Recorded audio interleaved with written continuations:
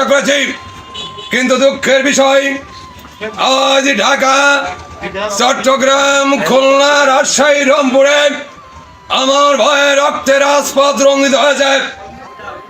আজ বাংলার মানুষ মুক্তি চায়, বাংলার মানুষ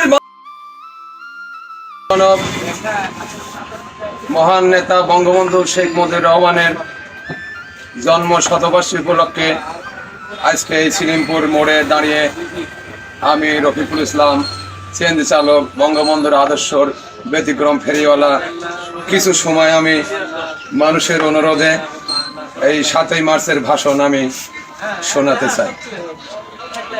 ভাইয়ের আমার, আজ দুঃখ ভারাক্রান্ত মন নিয়ে আপনাদের সামনে হাজির হয়েছি। আপনারা সবই জানেন এবং বোঝেন, আমরা আমাদের জীবন দিয়ে চেষ্টা করেছি, কিন্তু দুঃখের বিষয় আজ ঢাকা, চট্টগ্রাম, খুলনা, রাজশাহী, রংপুরে আমার ভয়ে রক্তে রাজপথ রঞ্জিত হয়েছে। আজ বাংলার মানুষ মুক্তি চায়, বাংলার মানুষ বাঁচতে চায়, বাংলার মানুষ তার অধিকার চাই। কে অন্যায় করেছিলাম?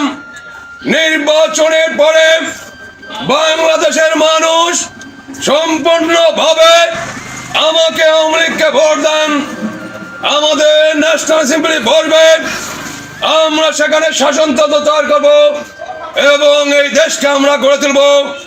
এদেশের মানুষ অর্থনৈতিক, রাজনৈতিক, সাংস্কৃতিক মুক্তি পাবে। কিন্তু দুঃখের বিষয়, আজ দুঃখের সঙ্গে বলতে হয়, 23 বছরের করুণ ইতিহাস, বাংলার অত্যাচারের, বাংলার মানুষের রক্তের ইতিহাস, 23 বছরের ইতিহাস, মনুষ্য নরনারী আত্মনাথের ইতিহাস, বাংলার ইতিহাস, এদেশের মানুষের রক্ত দিয়ে রাজপথ রঞ্জিত করে ইতিহাস।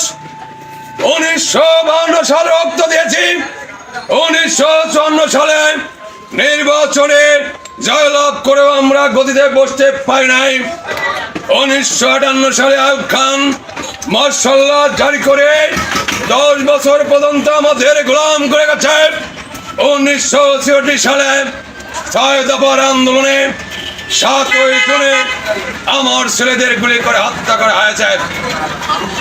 1970 আন্দোলনে আইয়ুব খানের পতন হওয়ার পরে যখন ইয়াহিয়া খান সাহেব সরকার নিলেন, তিনি বললেন দেশের শাসনতন্ত্র দেবেন, গণতন্ত্র দেবেন, আমরা মেনে নিলাম।